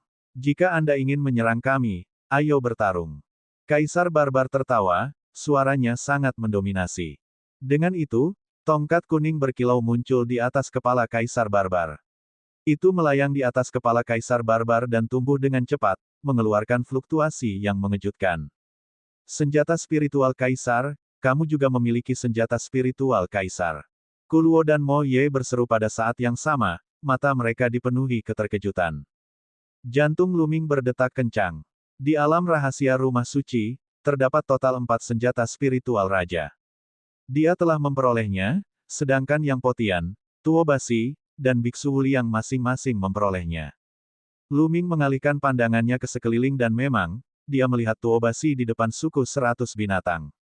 Tuo Basi berasal dari suku 100 binatang buas, jadi dia pasti mendapatkan senjata spiritual Kaisar ini dari dunia rahasia kediaman orang suci. Ayo berjuang. Bahkan jika suku 100 binatang dikalahkan, kamu tidak akan memiliki waktu yang mudah. Mata Kaisar Barbar menunjukkan ekspresi jahat. Ekspresi Kuluo dan Moye sangat serius. Kekuatan tempur Kaisar Barbar sudah sangat kuat, bahkan sedikit lebih kuat dari Kuluo. Dengan tambahan senjata spiritual Kaisar, kekuatan tempurnya menjadi lebih kuat. Bahkan jika keduanya bergabung, mereka mungkin tidak akan bisa menang. Bahkan dengan tambahan Yan Kuangtu, yang kekuatan tempurnya baru saja mencapai ranah Kaisar, masih sulit untuk mengatakannya. Bahkan jika mereka bisa menang, jika Kaisar Barbar mempertaruhkan nyawanya, bukan tidak mungkin dia akan menyeret mereka ke bawah bersamanya. Bahkan jika mereka bisa memenangkan pertempuran ini, itu akan menjadi kemenangan yang sangat besar. Namun, saat ini, dia tidak punya pilihan selain bertarung. Kaisar Barbar, karena kamu begitu keras kepala, kami hanya bisa melawan dan menghancurkan suku 100 binatang buasmu. Kuluo berbicara dan melangkah maju, niat bertarungnya semakin kuat. Tunggu sebentar. Pada saat ini, Luming tiba-tiba berbicara. Kuluo mengerutkan kening dan menatap Luming, sedikit ketidaksenangan di matanya. Tetapi memikirkan kata-kata Xie Luan, dia menahan diri dan menghentikan langkahnya. Luming melangkah keluar dan maju ke depan. Sebagian besar orang dari suku 100 binatang sedang melihat ke arah Luming. Mereka diam-diam terkejut. Mereka tidak mengetahui latar belakang Luming. Dia sebenarnya bisa membuat Kaisar mendengarkan perintahnya. Terdengar suara, tunggu sebentar, menghentikan salah satu Kaisar. Luming, itu dia. Di suku 100 binatang, Tuo Basi mengenali Luming. Bab 1181 bertaruh pada satu gerakan. Apa, dia Luming? Jadi, orang ini adalah Luming, orang yang mengalahkan Paragon di kota suci benua tengah. Kata-kata Tuo Basi mengejutkan semua orang dari suku 100 binatang. Saat itu, dalam pertempuran upacara pengorbanan jutaan tahun di dinasti suci kuno, Luming telah mengalahkan keajaiban dari jagoan besar secara berturut-turut. Namanya telah lama mengguncang benua hutan belantara surgawi, dan dia dianggap sebagai seorang jenius yang tiada taranya, nomor 2 setelah Long Chen. Dia tidak menyangka akan melihat Luming di sini. Pada saat ini, tidak hanya Kuluo, Moye dan yang lainnya, tetapi bahkan orang-orang dari suku 100 binatang pun penasaran. Mereka tidak tahu mengapa Luming menghentikan Kuluo. Tatapan Luming menyapu suku 100 binatang dan akhirnya tertuju pada Kaisar Barbar. Dia berkata dengan suara yang jelas, suku 100 binatang memiliki sejarah yang panjang. Sayang sekali kalau sampai hancur. Kaisar Barbar, kenapa aku tidak bertaruh denganmu? Bertaruh. Banyak orang yang terkejut. Bertaruh. Bagaimana cara bertaruh? Kamu ingin bertaruh denganku. Bertaruh pada apa? Bagaimana kita bertaruh? Kaisar Barbar bertanya. Mari kita bertaruh pada masalah antara kita dan suku 100 binatang. Jika saya menang, suku 100 binatang harus menyerah tanpa syarat. Jika aku kalah, aku akan membawa pasukanku dan pergi, tidak pernah lagi menginjakan kaki di wilayah suku 100 binatang. Kata Luming. Kata-kata ini membuat hati semua orang bergetar. Ini adalah pertaruhan besar, pertaruhan atas nasib suku 100 binatang buas. Bagaimana cara kita bertaruh? Kaisar Barbar bertanya lagi. Itu mudah. Tuobasi adalah ahli kebanggaan surga yang tiada taranya dengan kekuatan tempur yang tak tertandingi. Taruhan ini ada pada pertarungan aku dan Tuobasi.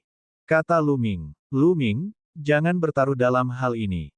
Aku tahu kekuatan tempurmu tinggi dan aku bukan tandinganmu. Sebelum Luming bisa menyelesaikannya, Tuobasi memotongnya. Itu benar, Luming. Saya tahu bahwa kultivasi Anda telah mencapai alam dewa spiritual tingkat kelima. Tuobasi bukan tandinganmu. Kata Kaisar Barbar. Suku 100 binatang dan Tuobasi terkejut dengan kata-katanya. Hal ini khususnya terjadi pada Tuobasi. Dia sangat jelas bahwa di kota suci, Luming hanya berada di alam dewa spiritual tingkat ketiga. Itu hanya sesaat, tetapi Luming telah memasuki alam dewa spiritual tingkat kelima. Ini terlalu menakutkan dan tidak normal. Kalian berdua, biarkan aku menyelesaikannya. Maksudku adalah dalam pertarunganku dengan Tuobasi, aku akan menekan wilayahku ke level yang sama dengannya. Kultivasi Tuobasi saat ini seharusnya berada di puncak alam dewa spiritual tingkat ketiga, jadi saya juga akan menekan alam saya ke alam dewa spiritual tingkat ketiga. Apalagi taruhannya hanya satu langkah. Saya akan mengalahkan Tuobasi dalam satu gerakan. Jika aku tidak bisa mengalahkan Tuobasi dalam satu gerakan, aku akan kalah dalam pertarungan ini. Kata Luming. Semua orang kaget dengan kata-katanya. Mengalahkan Tuobasi dalam satu gerakan pada tingkat budidaya yang sama. Bagaimana mungkin? Apa? Kamu menekan wilayahmu ke alam dewa spiritual tingkat ketiga dan mengalahkanku dengan satu gerakan. Tuobasi membelalakan matanya dan menatap Luming dengan ekspresi marah. Ini merupakan penghinaan terhadapnya. Itu benar. Tuobasi, apakah kamu berani? Kata Luming. Kenapa aku tidak berani? Luming, aku berjanji akan melawanmu. Tak seorang pun di level yang sama denganku bisa mengalahkanku dalam satu gerakan.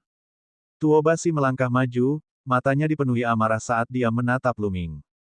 Itu benar. Tuobasi tidak percaya bahwa siapapun di dunia ini dapat mengalahkannya dalam satu gerakan. Itu tidak mungkin. Long Chen mampu mengalahkannya dalam satu gerakan selama pertempuran di kota suci karena wilayah Long Chen lebih tinggi dari miliknya. Pada saat itu, Tuobasi baru saja mencapai alam dewa spiritual tingkat ketiga, sedangkan Long Chen pasti berada di alam dewa spiritual tingkat keempat, atau bahkan lebih kuat. Dia juga sangat jelas tentang kekuatan tempur Luming. Saat Luming bertarung dengan Dark Child saat itu agak sulit.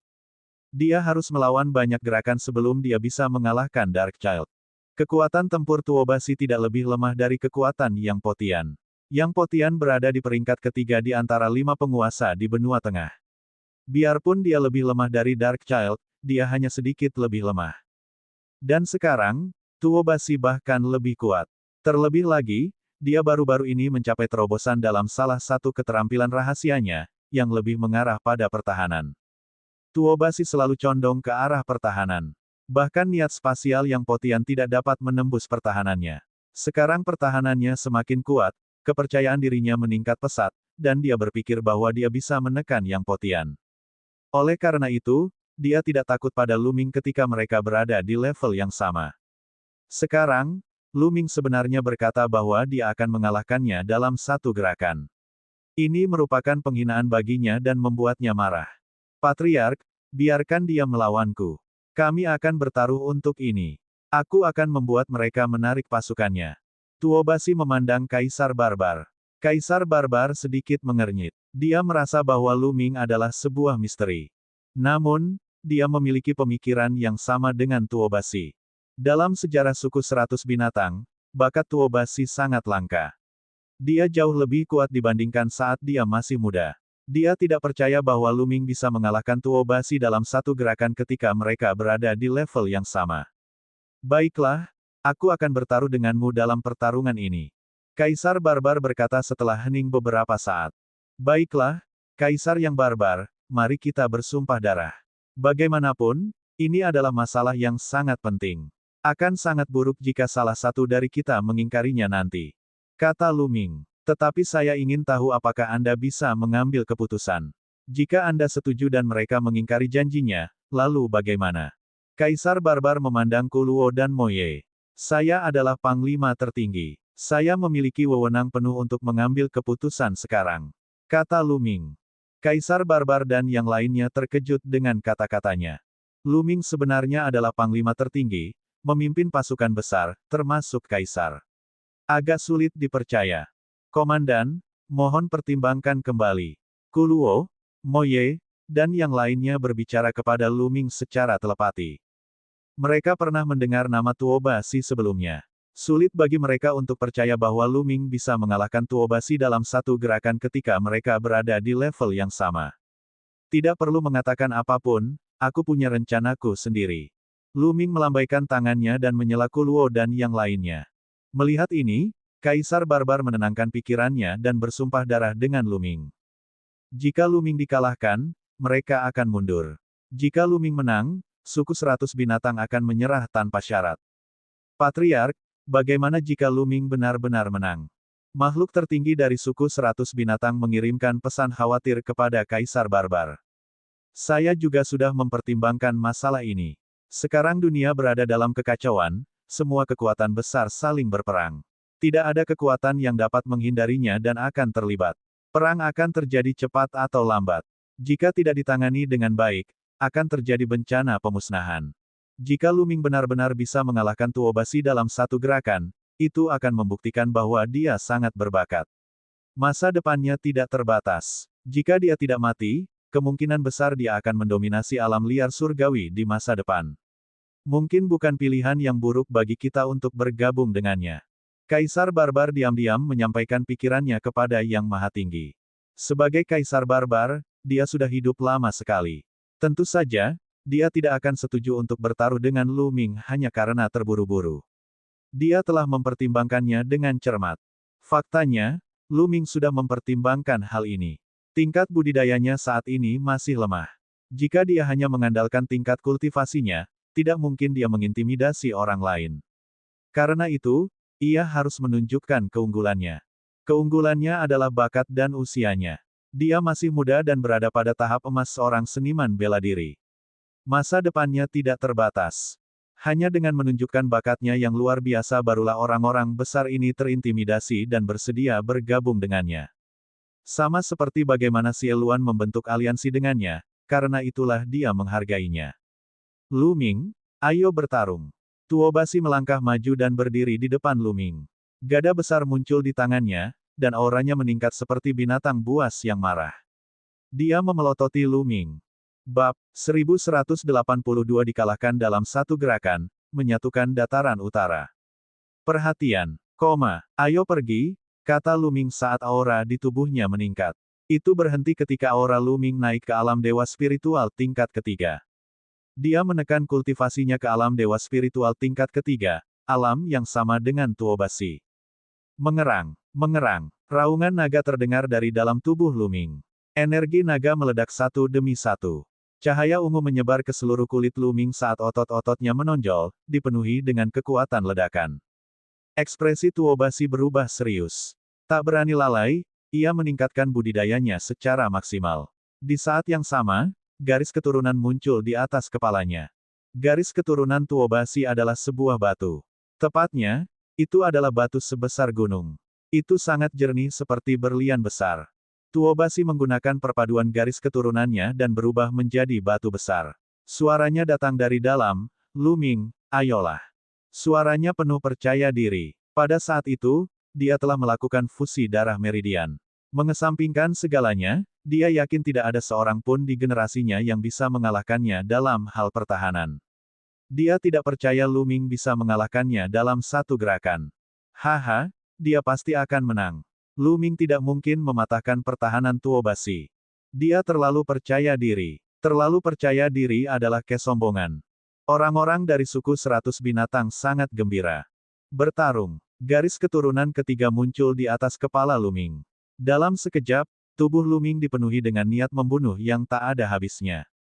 Gumpalan energi dari meridian darah ketiga mengalir ke tubuh Lu Ming, dan dia diselimuti lapisan cahaya merah darah. Saat tingkat kultivasi Lu Ming meningkat, kekuatan yang dia pinjam dari garis keturunan ketiga juga meningkat dan menjadi lebih kuat. Ledakan. Lu Ming maju selangkah dan melayangkan pukulan ke Tuobasi. Samar-samar orang bisa melihat bayangan prasasti penjaga penjara di kepalan tangan, yang mengeluarkan aura penekan surga. Di bagian belakang, pecahan prasasti penjaga penjara sedikit bergetar, membuat kekuatan teknik surgawi penjaga penjara mencapai batas maksimalnya. Ini, Lu Ming melancarkan pukulan dan ekspresi dari pembangkit tenaga listrik suku 100 binatang berubah secara drastis. Kekuatan pukulan Lu Ming terlalu menakutkan dan mengejutkan. Blokir. Tuobasi juga bisa merasakan kekuatan mengerikan dari pukulan ini. Bahkan sebelum pukulannya tiba, tekanan kuat sudah membuat jantungnya bergetar. Garis keturunannya bergetar, dan lapisan cahaya muncul, meningkatkan pertahanannya.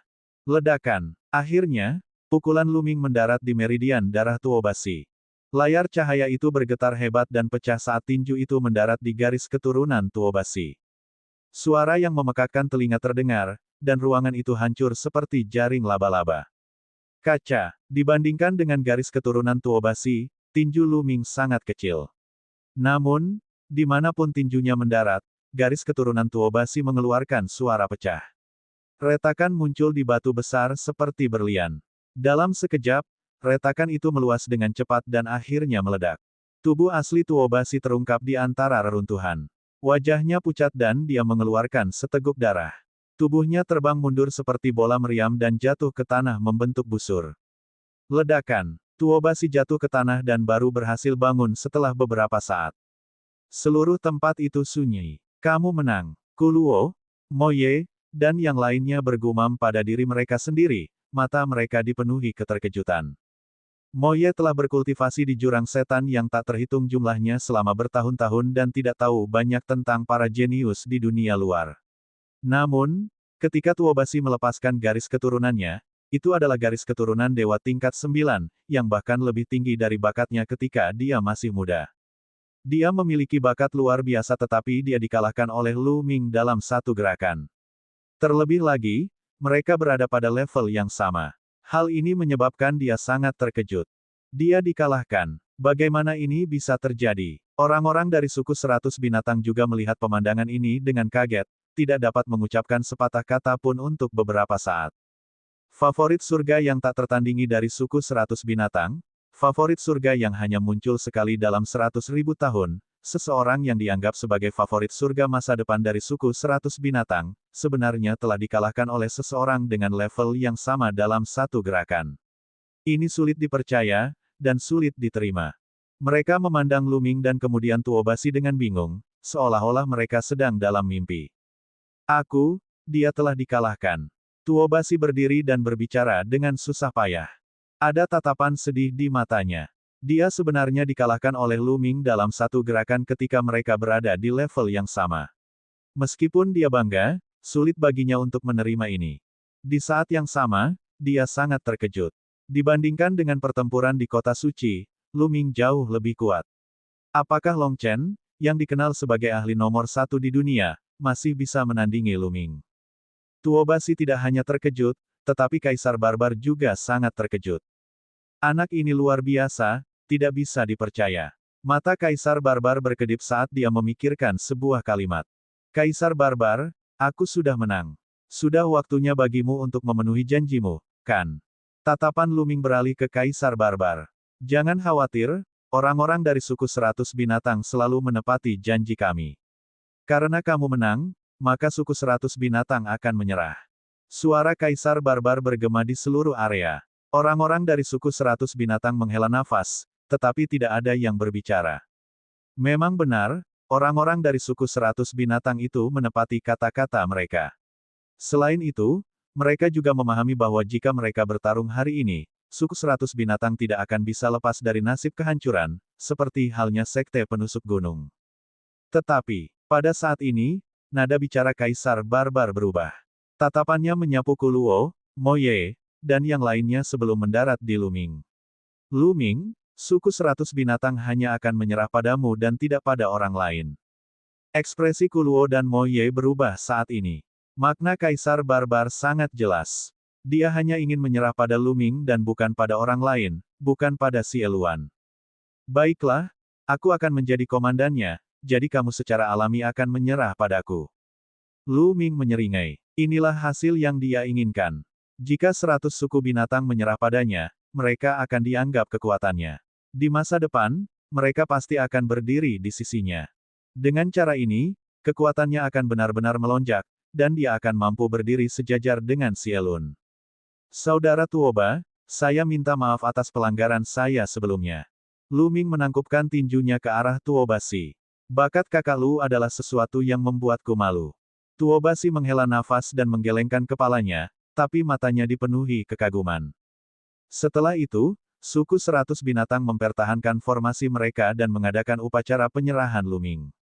Tidak lama kemudian, Luming menerima kabar bahwa Sieluan juga telah berhasil dijatuhkan. Di pihak Sieluan, yang satu dimusnahkan sementara yang lain menyerah. Salah satu penguasa menolak untuk menyerah, dan kaisarnya dibunuh secara pribadi oleh Sieluan. Luming diam-diam terkejut. Kekuatan tempur Sieluan sungguh menakjubkan. Dia bisa membunuh seorang kaisar sendirian, dan itu terjadi sebelum dia pulih sepenuhnya. Dia bertanya-tanya seberapa kuat dia jika dia pulih ke puncaknya.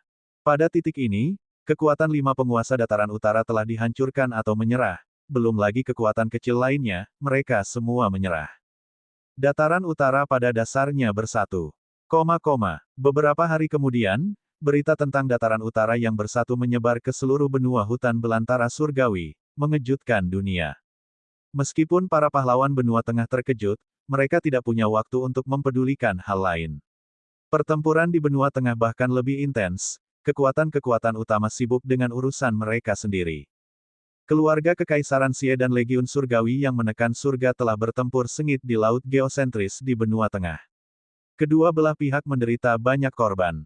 Pasukan Tuan yang tersisa yang tidak berpartisipasi dalam aliansi juga berada dalam pertempuran yang kacau balau. Hanya wilayah tandus di bagian timur, bagian bawah bagian selatan, dan gurun barat yang damai.